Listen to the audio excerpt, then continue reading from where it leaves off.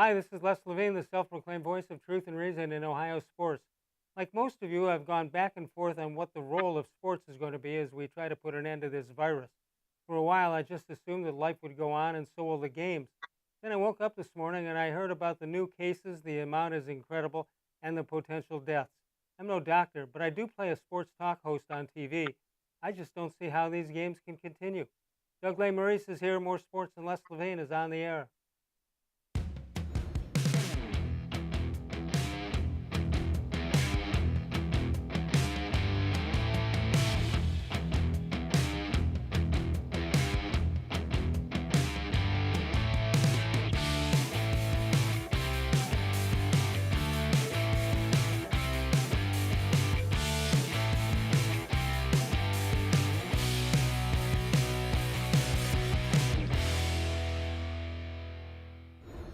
From the worldwide headquarters of More Sports and Les Levine, it's a Wednesday night. It's a big night in sports. Eventually, we'll be able to say that and mean it. Can't say it right now. But anytime we have Doug Lesmerises with us, it is a big night here on the show. And Doug is with us from the Plain Dealer and cleveland.com. But that was last night. I'm 0 for 3 so far tonight, Doug. Did you just call me Bud? Yeah, yeah. Never have I been so insulted in my professional career in 25 years. And you got confused with Bud. You got a D in the name. You got a G. I mean, what can I tell you? And sadly, my hairline is creeping the same direction as Bud. Well, all right, let's do this as we say in TV. Take two. All right, Doug Lesmerises is here from the Plain Dealer and cleveland.com. Hello, Doug. How are you? Great to be here, Les. Thanks for having me. Thanks for being here. All right, lots to talk about. I assume you heard what I said at the beginning. I don't like what's going on here. I think I fell into the trap that so many of us have fallen into, and that is everything will be all right. I'm not so sure everything is going to be all right.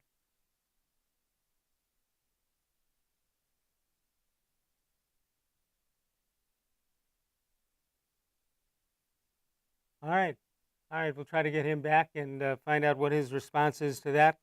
216-575-0403 is the number to call if you'd like to get in and talk to Doug Lesmerises of Plain Dealer and cleveland.com. Big follower of the Ohio State Buckeyes. We'll talk about that. And we got some Buckeye news that will be of interest to a lot of you people, no question about that. 216-575-0403. You can email us during the show at reallesLevine@gmail.com. All right.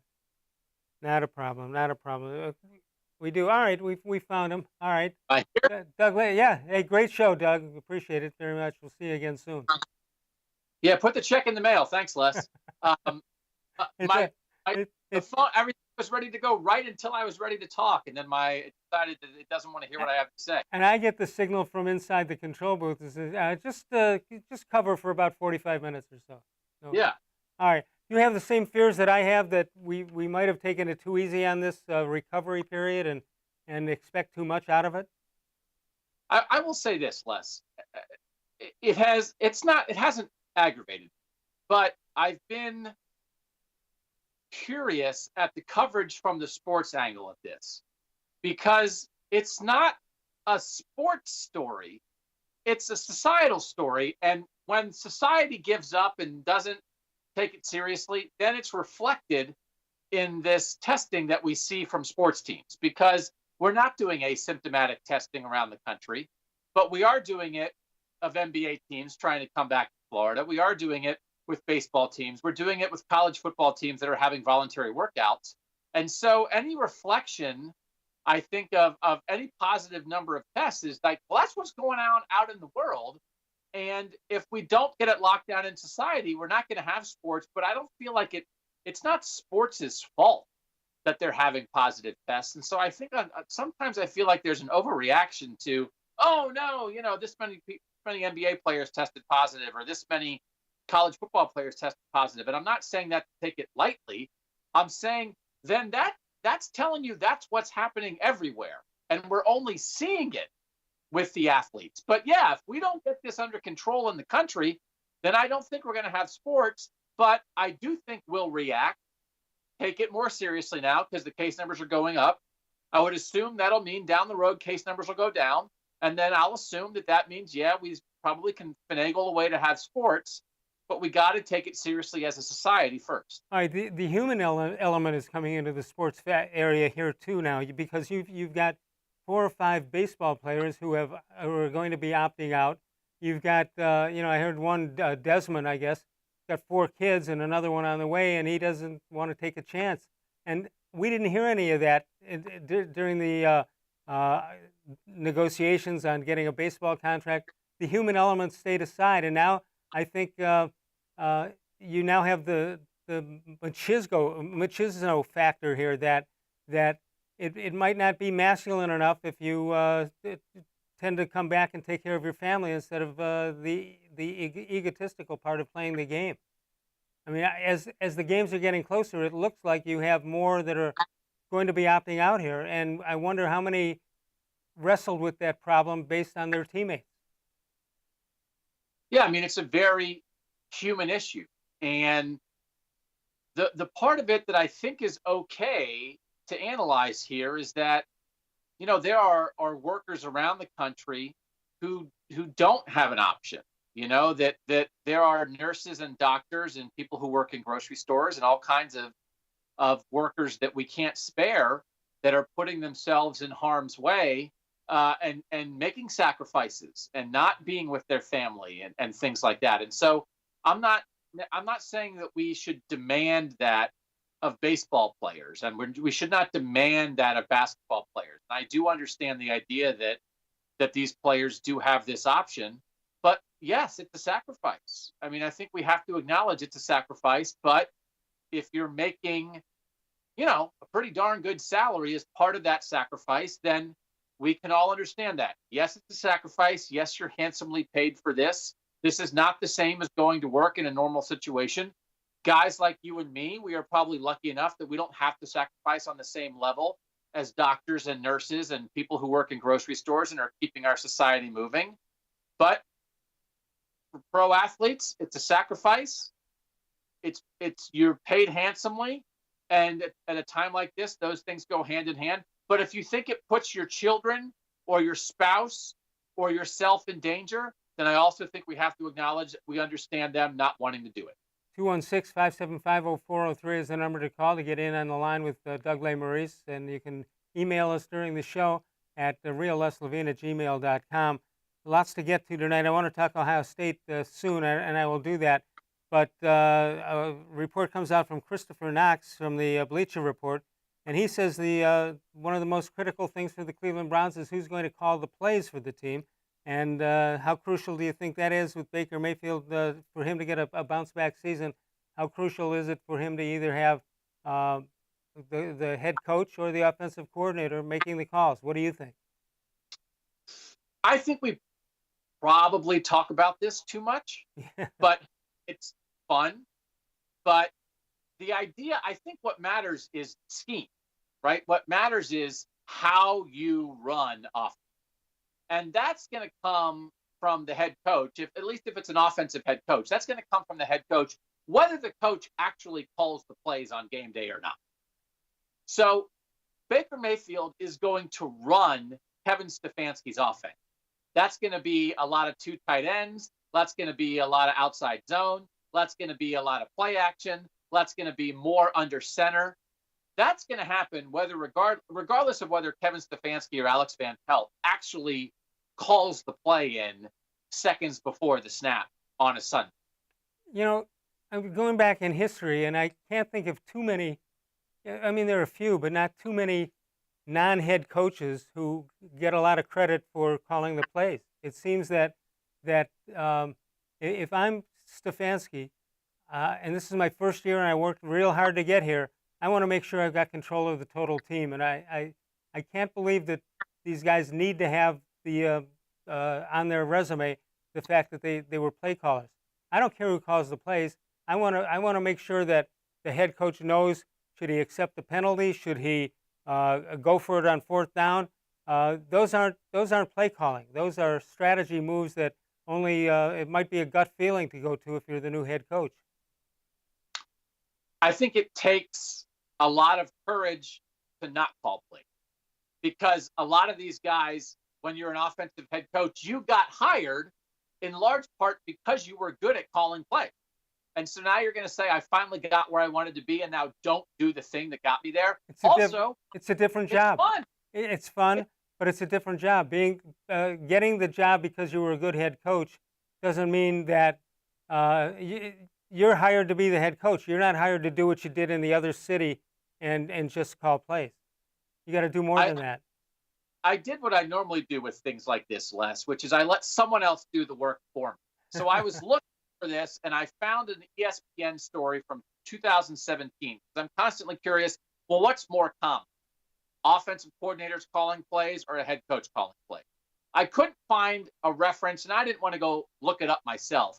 But in 2017, this ESPN story said that of the 32 teams in the NFL, 12 head coaches were calling plays and 20 offensive coordinators were calling plays.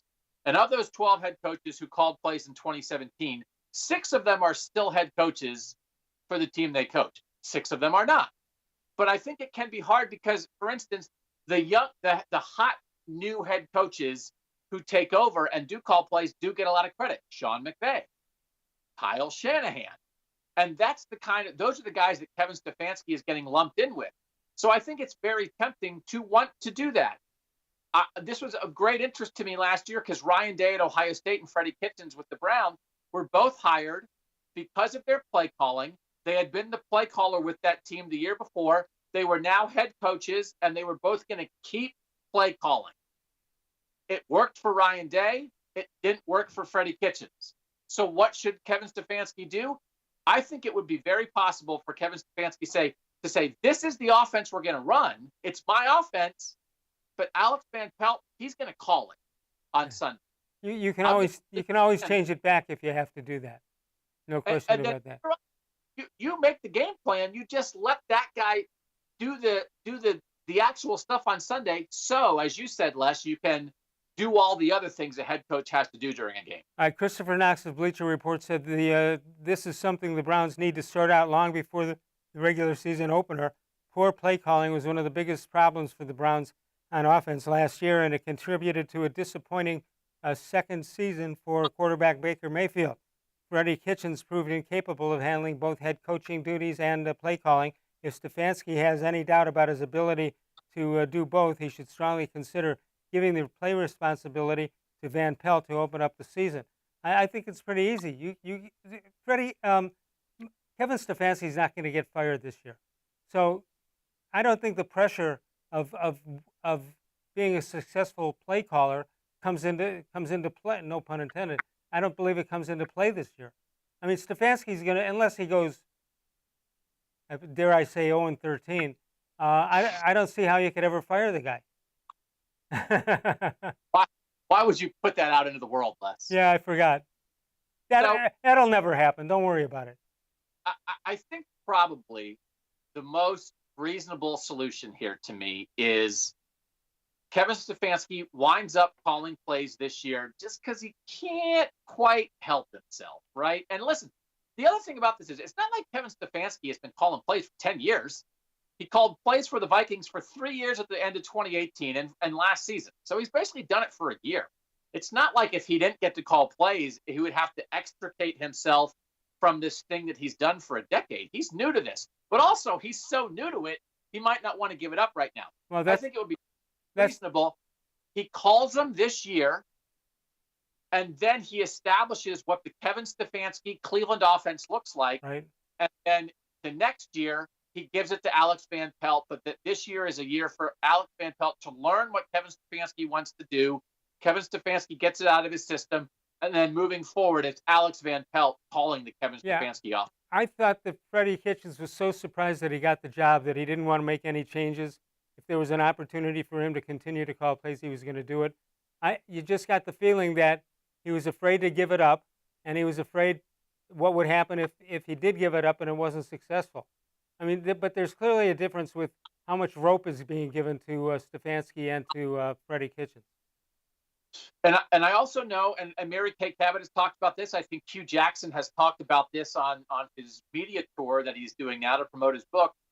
Hugh Jackson regrets giving up play calling and having Todd Haley call the plays in the year when Hugh Jackson got fired, when Hugh Jackson, again, was a guy who got a shot to be the Browns head coach, and he had been a head coach before, but really he made his name as a play caller, made his name as an offensive coordinator.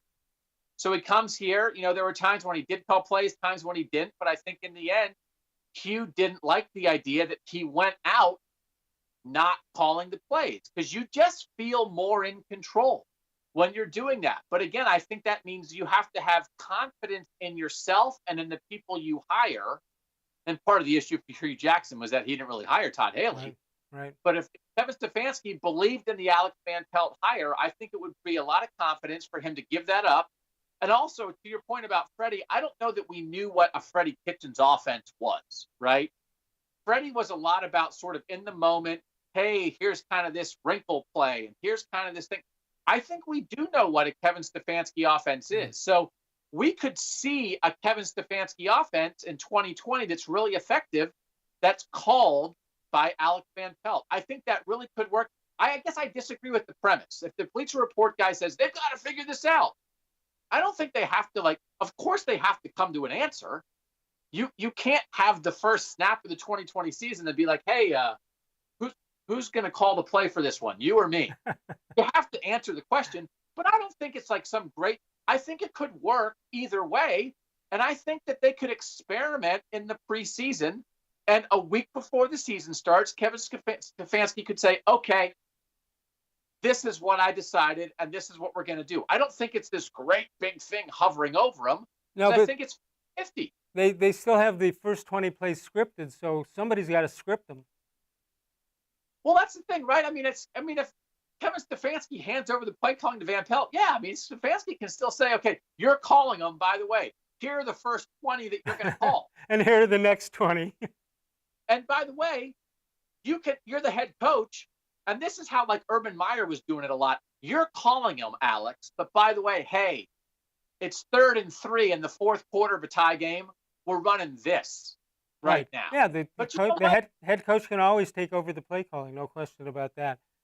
Did you know the Ohio Lottery has paid out over $1 billion in winning over the last 6 months? People are winning in record numbers. Winning is happening all around the state of Ohio. Play an Ohio State Lottery, an Ohio Lottery game, and play it today.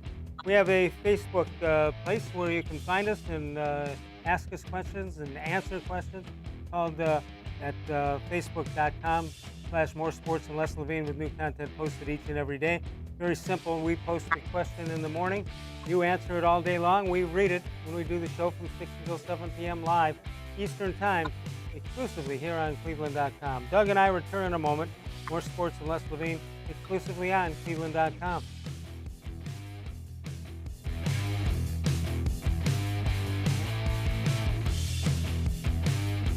Presque Isle Downs and Casino has sports betting. Use one of our 50 state-of-the-art Bet America kiosks to place your bet and watch your favorite games on one of our many HD televisions, or visit our sportsbook area. Only at Presque Isle Downs and Casino.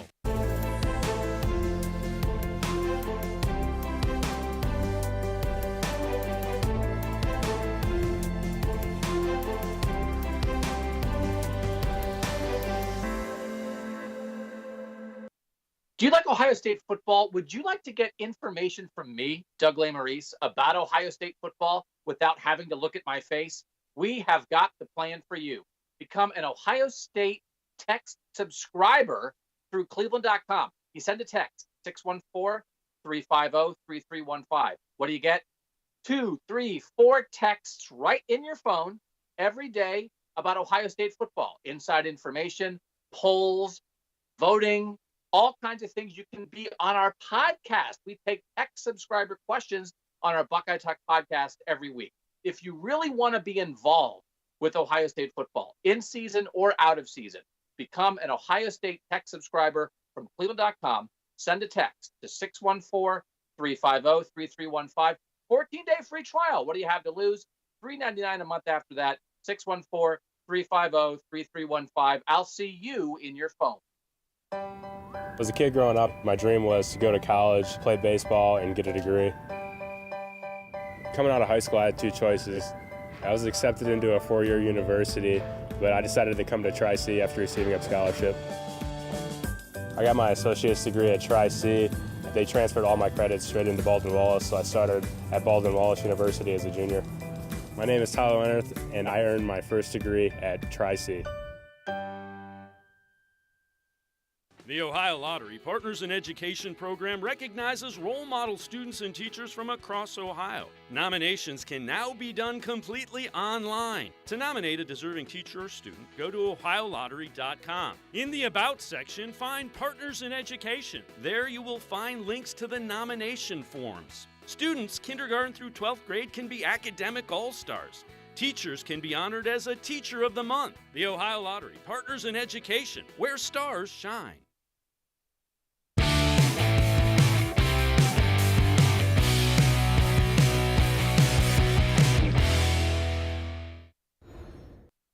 All right, birthdays for today are coming up. We'll take a look at what is this? 1st of July already. That's unbelievable. There you see the birthdays. Let's take a look at them. And there you go. You got the Max Effort, 1947. Carl Lewis, Nelson Cruz, Chris Perez, and I wonder if his dog was born on this date. Garrett Gilbert is also born on this date, that in 1991. 216-575-0403 is the number to call. Doug Lesmerises with us. Doug, Pro Football Focus put out a list of players that have something to prove this season. Can you guess which two are those Cleveland Browns? Austin Corbett? No, Austin Corbett's not a Brown anymore. Tell me who. All right, let me start with quarterback, Baker Mayfield. He's got a lot to prove this year. And Odell Beckham Jr., as the list goes on and on. Baker is in a prove-it year. There may be no player under more intense focus than Baker Mayfield heading into year 3. This offseason for the Browns has been about fixing the pieces around Mayfield, but he needs to prove that he is the player we saw in year 1, and rather than what we've seen as part of the problem.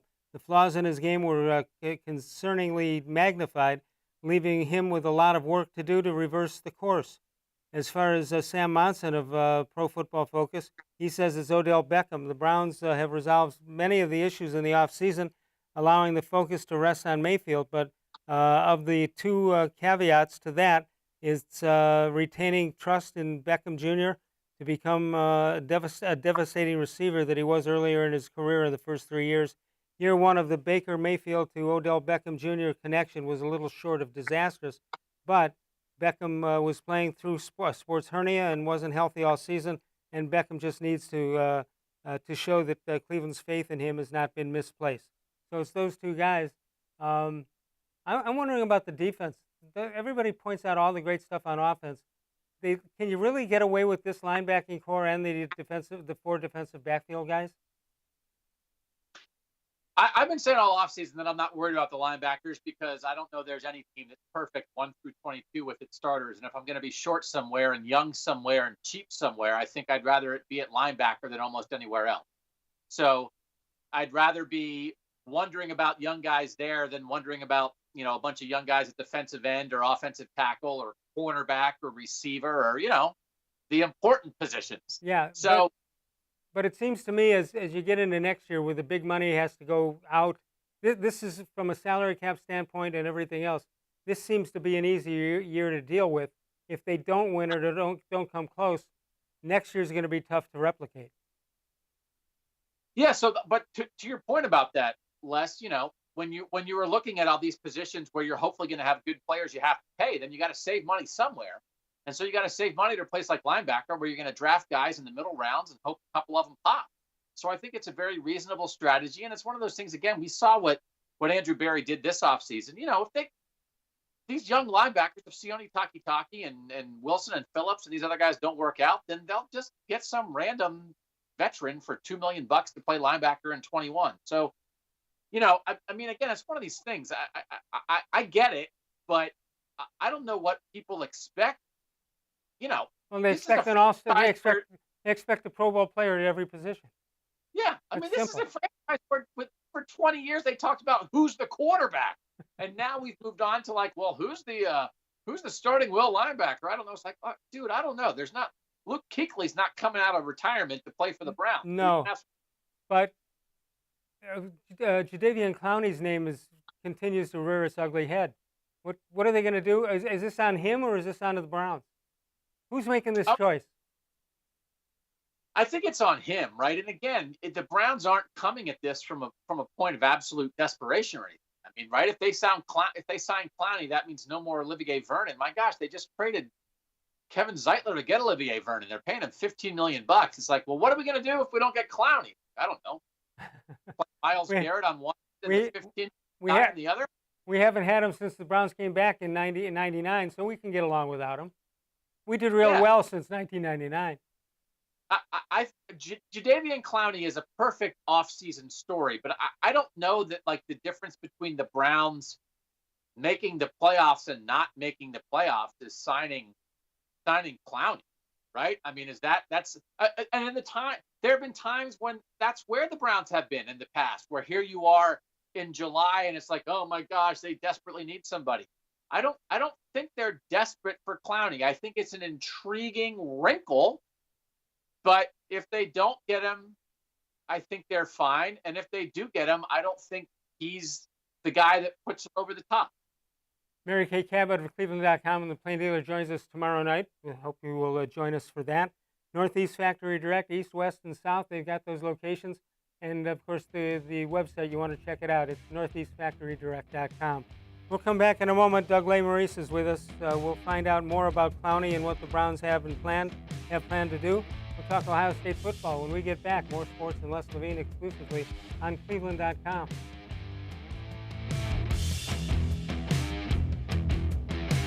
Celebrate Naturestone's 30-year anniversary with a free Naturestone floor. During 2020, we will be giving away 30 free floors to 30 very lucky customers to say thank you for making Naturestone the best concrete flooring solution for garages, basements, and more. Call or visit naturestone.com today to register to win, and we'll send you a copy of our new buyer's guide absolutely free. There's no purchase necessary. Winners will be chosen monthly. With over 30 million square feet installed for more than 60,000 customers, it's easy to see why I always say it's not just a floor. Wow, it's Naturestone. There are tastes we remember. Every smell brings the happiness of times gone by. Experience this every time you walk into Gallucci's Italian Foods. Whether you need lunch on the go, dinner party, or that perfect blend of wine, meats, and cheeses, Gallucci's has exactly what you're looking for. Straight from Mama's Kitchen for old world traditions or original experiences.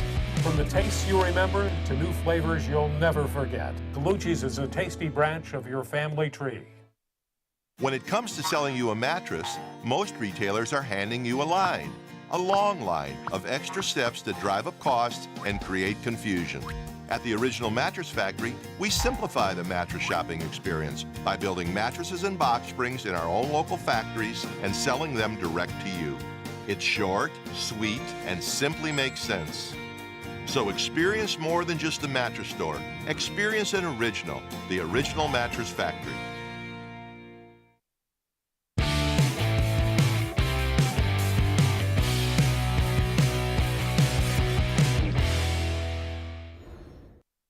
Time for a How Come Quickie. Doug, maybe you can help me in this. How come Toronto is in the American League? That's good. Thanks. That's good. Go ahead and try to name one of those the Canadian League, though, and see how that goes over. I got you. All right, so let's come up with a number out of 100. What are the chances that the opening day Cleveland Browns, that Jadeveon Clowney is in that lineup? 30. 30 that he will be?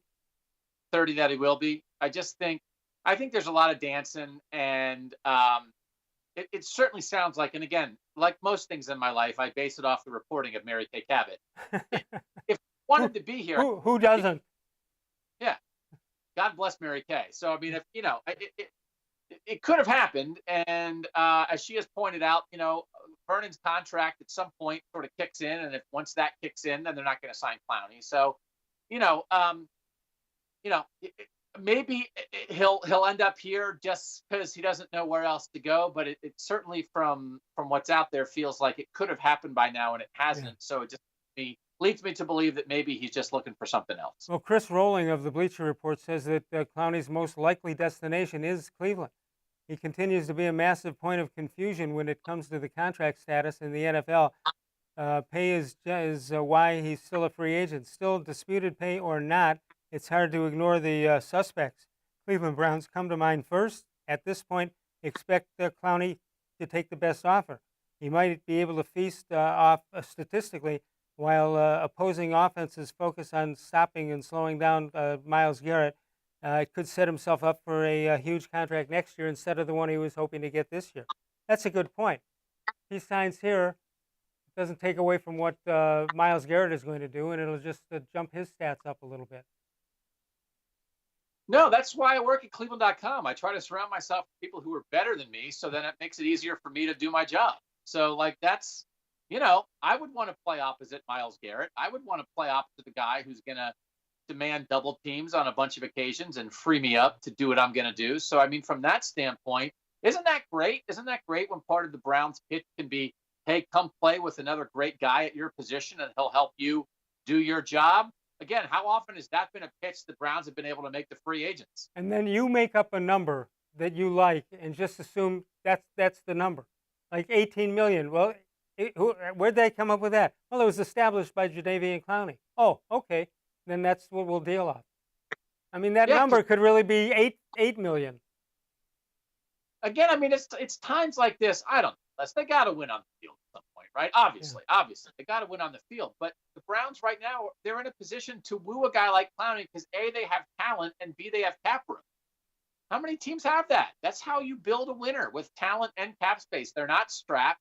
They have a chance to bring in a guy like this, and you can understand how the situation would be enticing for him, which again sort of goes back to like, well, then why hasn't it happened yet? So I don't know. I get it. The Browns are still the leader, but it feels like to me like the Browns might be the leader all the way up to the point where he signs with somebody else.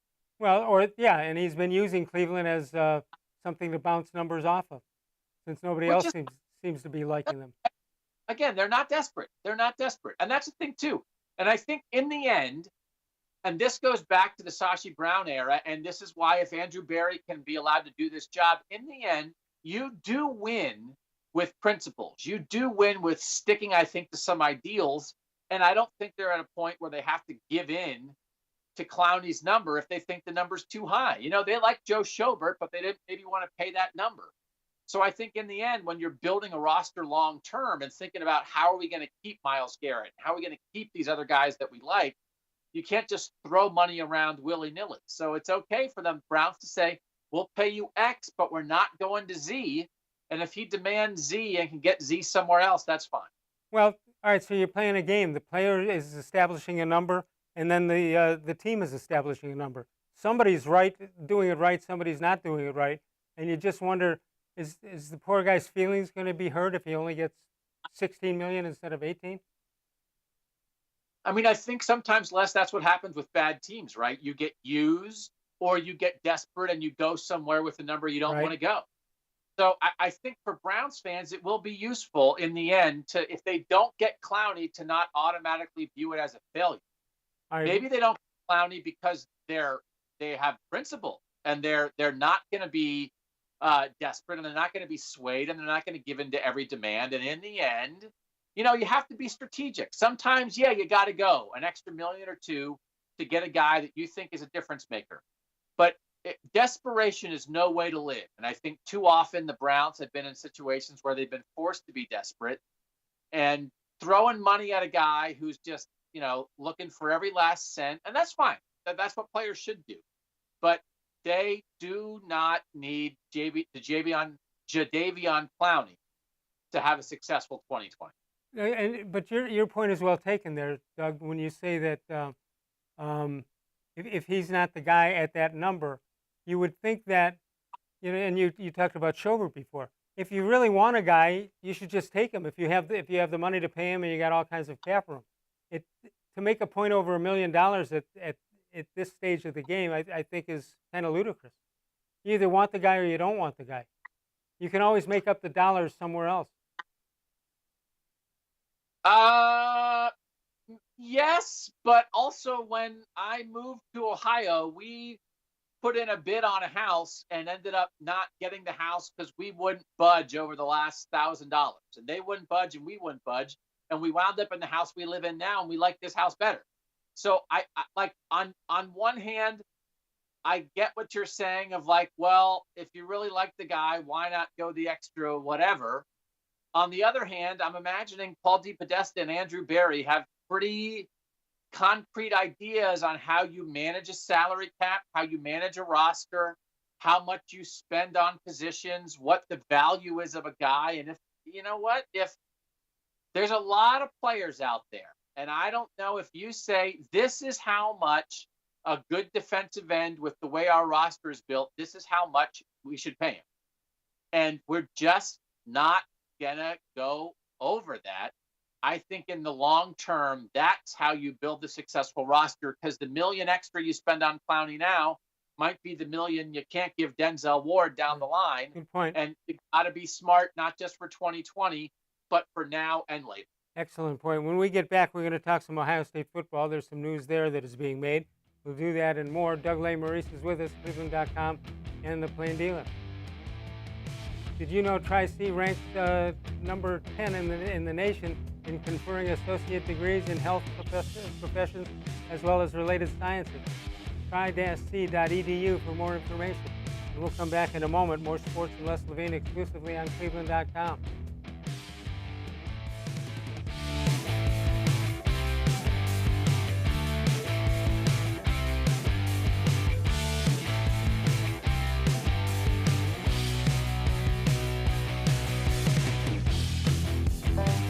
As a kid growing up, my dream was to go to college, play baseball, and get a degree.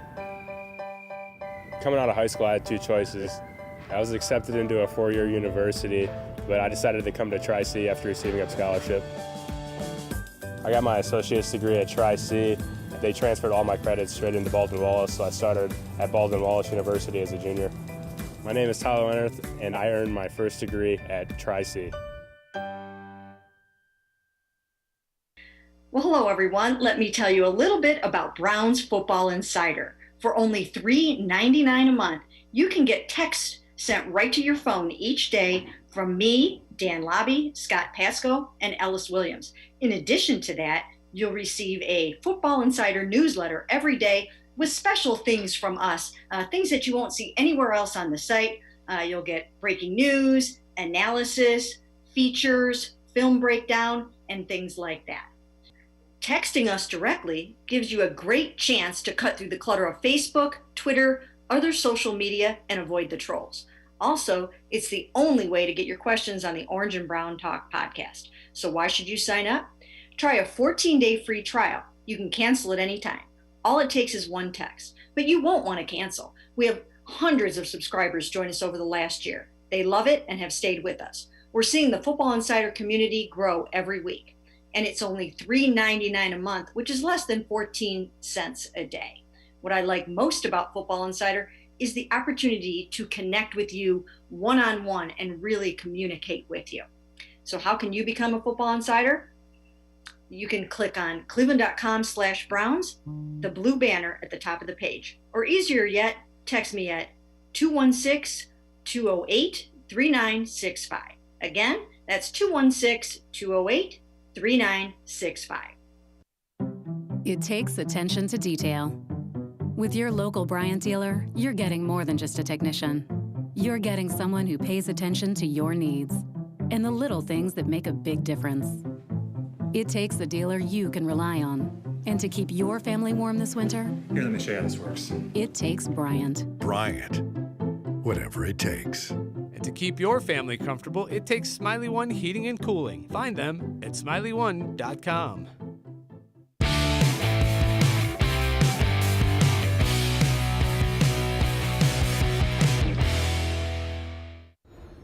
Let's check out this date in sports history. 1931, Cleveland Municipal Stadium opens up. Max Schmeling in a fight beat young Stribling in the World Heavyweight Championship fight. That was in 1931 at Cleveland, now the site of Cleveland Brown Stadium. 1951, Bob Feller tosses his third no-hitter, beating Detroit by a score of 2-1. Indians actually trailed in that game 1-0 at one time.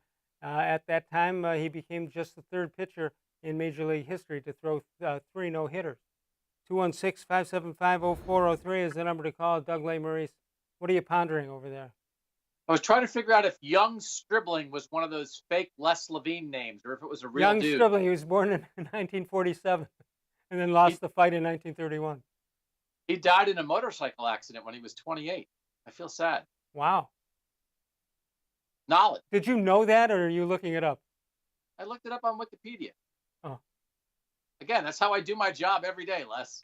I hear. By the way, Mary Kay Cabot will be with us tomorrow night. That's how you do your job. Yeah, no, that'll be a much better show. All right, here's how you do your job at Ohio State. We got some Ohio State stuff happening. You would think that the top running back in the nation would want to come to Ohio State, right? They've got a pretty good history, right? Well, but now they're checking it around, right? So I mean, they're throwing it with Ryan Day. So actually, they had a little bit of a wrinkle in trying to get running backs here for a year. But yeah, I mean, they should. They still use the tailback a lot. Yeah, they should be able to get good guys at running. Okay, so you got some problems. J.K. Dobbins not here anymore, and then you've got an injury problem with Master Teague. And by the way, when you have a great name like that, you should never get hurt. You should be on the field at all times. They should rename. They should have a player to be named later, named Master Teague, and put him out to replace this kid. But anyway, the question mark is at running back. So you've got, what do we have here? You got a situation where Trey Sermon is going to be here. He's got 1 year left. Comes from Oklahoma, and there you see it. There aren't many holes on the Ohio State roster. The question mark is at running back. After the departure of J.K. Dobbins to the NFL, Ohio State was left with a fleet of running backs coming off an injury, while Master Teague, who suffered an Achilles injury, has shown some promise. Trey Sermon's transfer from Oklahoma brings pass-catching ability and versatility out of the backfield. And this season, when Ohio State calls for a workhorse out of the backfield, it probably is going to be Sermon. What are you hearing about him, and why did he become available? Well, he got hurt at Oklahoma. He was a guy that flashed early in his career. In 2017, as a freshman, he came in here when Oklahoma with Baker Mayfield, beat Ohio State in Ohio Stadium. Trey Sermon, as a freshman, played in that game. He was rolling along. He got hurt in 2018, and then he got hurt again last year. And so my big question with him is sort of like, is he going to be the high ceiling of Trey Sermon that he flashed in 2018? Because he's 2 injuries removed from that now. But he also was kind of being phased out. They have some other running backs at Oklahoma. He kind of wasn't the go-to back last year. They ran Jalen Hurts a lot last year. So his numbers were down last year even before he got hurt. So that's why he wound up here as a grad transfer who has 1 year of immediate eligibility, because Oklahoma had other guys, and Ohio State losing J.K. Dobbins did have a hole in that room. And Master Teague was the backup last year. He was third-team All-Big Ten as a backup, but he had a serious injury during spring football. And they have a guy named Marcus Crowley who also is coming off an injury. And then they have a lot of question marks. And so Trey Sermon is the most experienced. He does have an upside. I have questions about whether he will reach that and whether it makes sense to assume that he will be at his best when he is coming off an injury. But and when he kind of did sort of lose his job at Oklahoma a little bit. So. Yeah. I'm trying to think when the last time Ohio State used two running backs almost equally. Well, they split it in 2018, and it did not go well. They split it with Mike Weber and J.K. Dobbins, and neither of them were at their best. So I do think it will be by committee, probably with Sermon heading the committee in 2020. But I think Master Teague will work in. I think Crowley could work in. There's a guy named Steele Chambers, who is basically the only healthy running back for the abbreviated spring football. He could work in. Then they have a kid named Mayan Williams, who's a freshman. But the Cavalry's coming in their 2021 recruiting class. They have 2 kids who are ranked among the top 10 running backs in the country, and Travion Henderson and Evan Pryor. But 2020 is the issue, and I think it will be shared. I think Sermon will be first in that group, but I am not as high on him being a savior for them as many other people, including the article you cited. I think they'll miss J.K. Dobbins. J.K. Dobbins was really good last year. When Urban Meyer came here and then leading to Ryan Day, what is Ohio State noted for now? If you're recruiting, are you recruiting as a wide receiver place or a running back or quarterback place? It's quarterback and receivers right now. Ryan Day is a guy who made his bones in the NFL.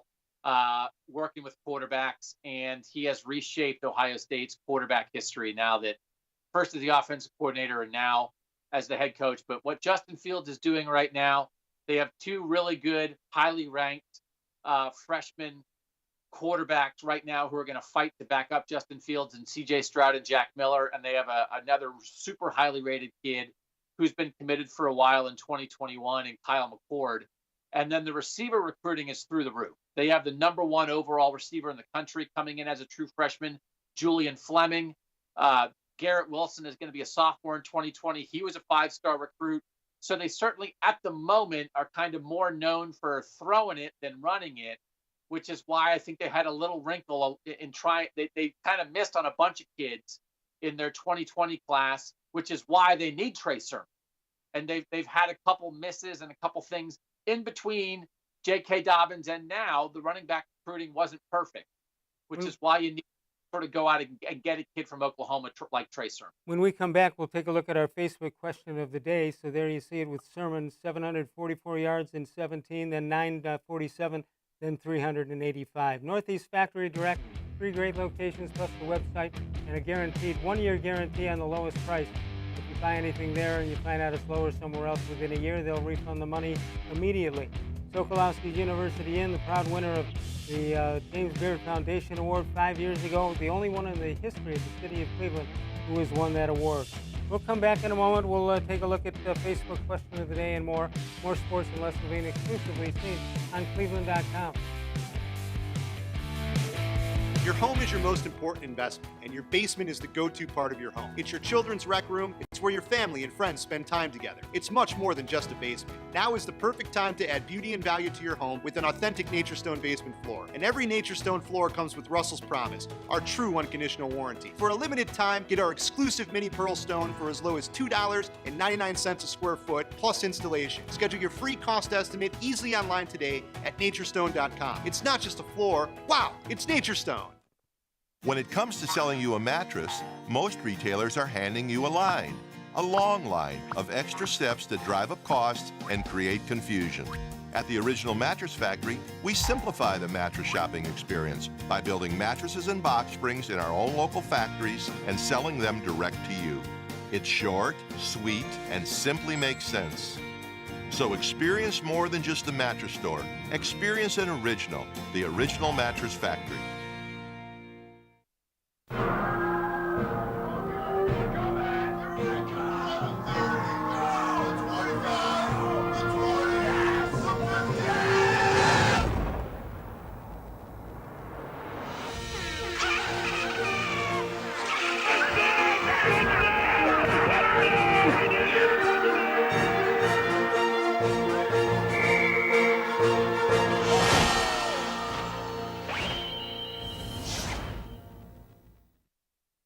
Presque Isle Downs and Casino has sports betting. Use one of our 50 state-of-the-art Bet America kiosks to place your bet and watch your favorite games on one of our many HD televisions or visit our sportsbook area. Only at Presque Isle Downs and Casino.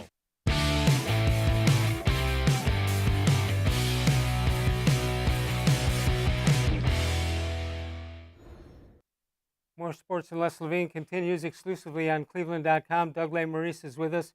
Let's check out our Facebook question of the day.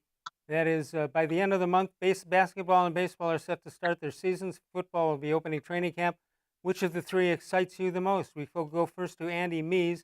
No doubt it is baseball. I'm a big Tribe fan, but I also enjoy watching other marquee games throughout the league. I have MLB TV, and it's a relief to know I'll be getting back some use out of it after paying all the money I did back in March.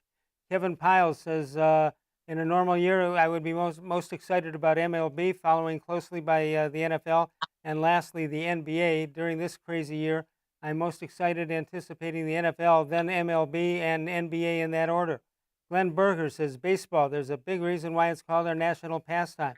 There's a real good chance the Indians could do some damage in this virus-shortened season.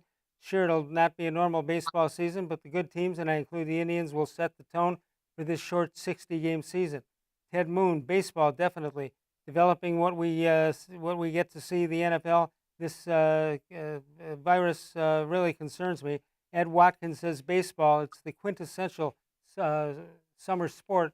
Tim Gebhardt, it's the baseball season. Let's play ball. Aaron Wood, it's the NFL and MLB. Michael Cerolo, baseball.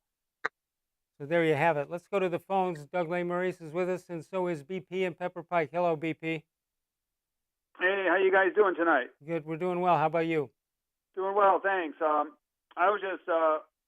wanted to mention that out of all this sports, basically baseball and basketball that are coming back the soonest, I'm looking forward to the basketball.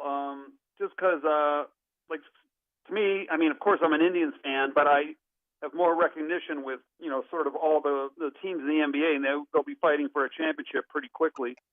So that's, what I'm looking forward to. And who do you think is going to win that thing, BP? I mean, I really believe it's going to be a war of attrition because this virus is crazy the way, you pick up you check out the internet and then, 3 guys on a team are, in quarantine. So you don't know what it's going to do to the teams. I mean, day to day, it's crazy. I don't know how, people would even bet on this thing because it's so volatile.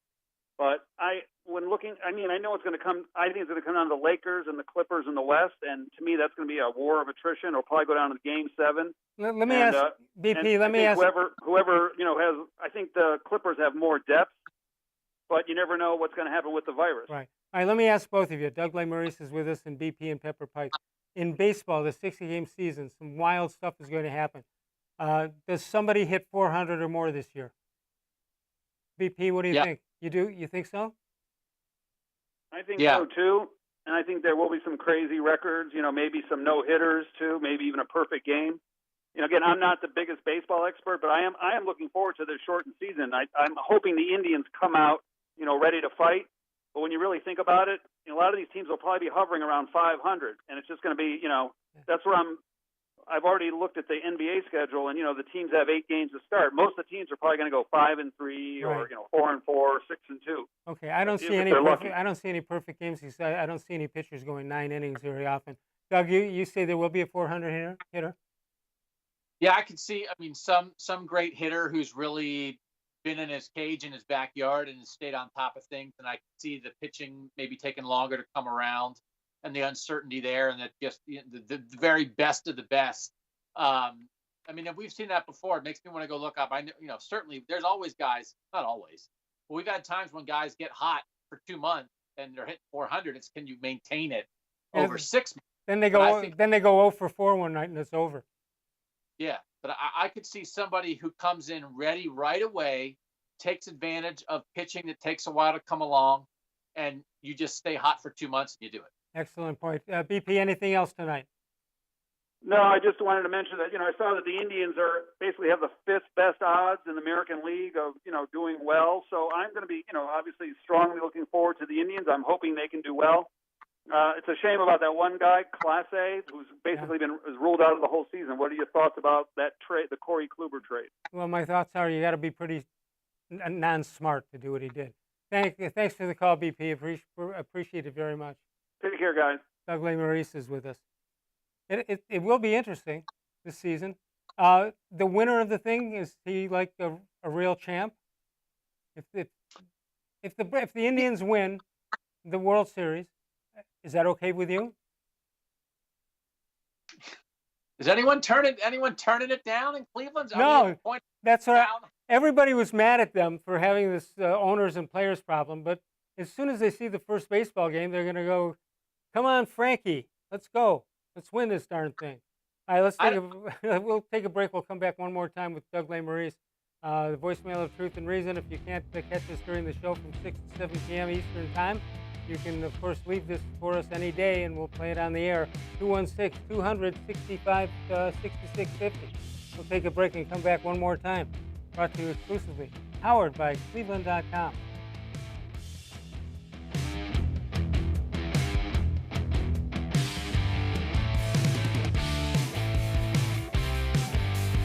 Your home is your most important investment, and your garage is the entrance to your home. It's where your kids come in from school. It's where your family and friends gather together. It's much more than just a garage. Now is the perfect time to add beauty and value to your home with an authentic Naturestone garage floor. And every Naturestone floor comes with Russell's Promise, our true unconditional warranty. For a limited time, get our exclusive gray brown blend stone for as low as $2.99 a square foot plus installation. Schedule your free cost estimate easily online today at Naturestone.com. It's not just a floor. Wow, it's Naturestone. There are tastes we remember. Every smell brings the happiness of times gone by. Experience this every time you walk into Gallucci's Italian Foods. Whether you need lunch on the go, a catered party, or that perfect blend of wine, meats, and cheeses, Gallucci's has exactly what you're looking for. Straight from Mama's kitchen for old world traditions or original experiences. From the tastes you remember to new flavors you'll never forget. Gallucci's is a tasty branch of your family tree. The Ohio Lottery Partners in Education program recognizes role model students and teachers from across Ohio. Nominations can now be done completely online. To nominate a deserving teacher or student, go to OhioLottery.com. In the About section, find Partners in Education. There you will find links to the nomination forms. Students kindergarten through 12th grade can be academic all-stars. Teachers can be honored as a Teacher of the Month. The Ohio Lottery Partners in Education, where stars shine.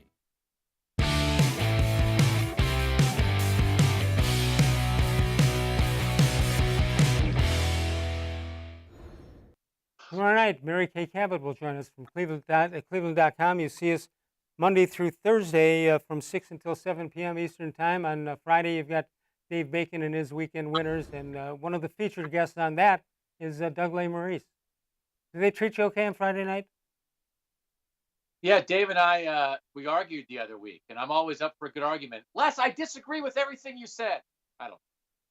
My default mode. Ask my wife. Going back to baseball here, obviously you'd rather have 62 games, obviously, but it is what it is.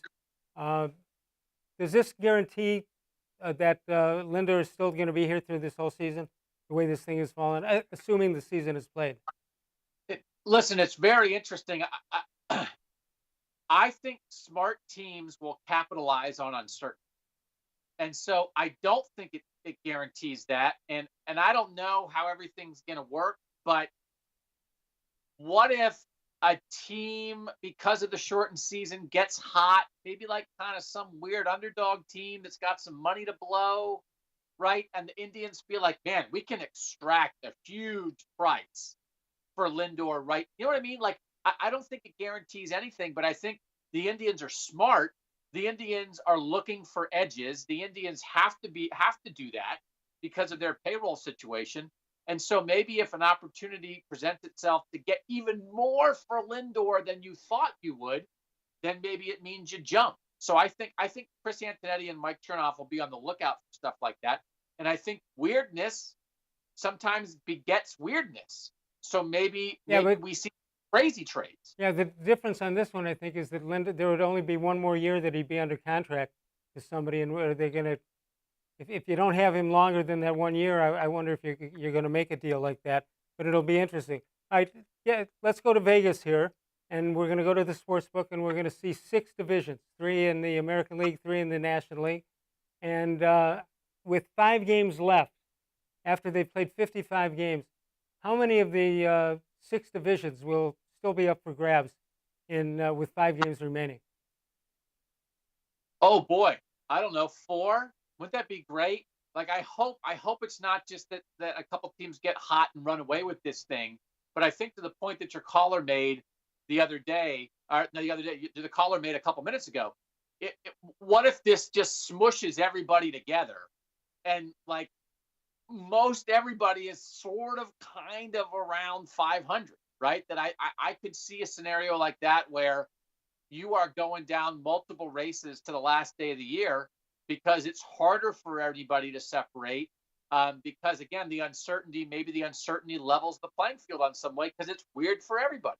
And you still have a couple of wild cards to deal with, too. That I think from that standpoint, it's going to be interesting. I hope they don't take whatever happens here and use that as the new model for baseball starting the following year. You don't want the season to start in July? That's not your No. plan? No, it's too hot in our dome stadium here in Cleveland. You wouldn't Yeah. want that. Yeah. All right. As always, great job. We will see you soon. Will you join us soon? Les, I'd come on every day if you let. Talk with Les, man. This is the best part of my day. Excellent. Thanks so much, Doug. Doug Lesmerises at the Plain Dealer and cleveland.com. We'll see you tomorrow night. Mary Kay Cabot will join us. That'll be Thursday night. We'll see you then. Of all the shows I've ever done, this was the most recent.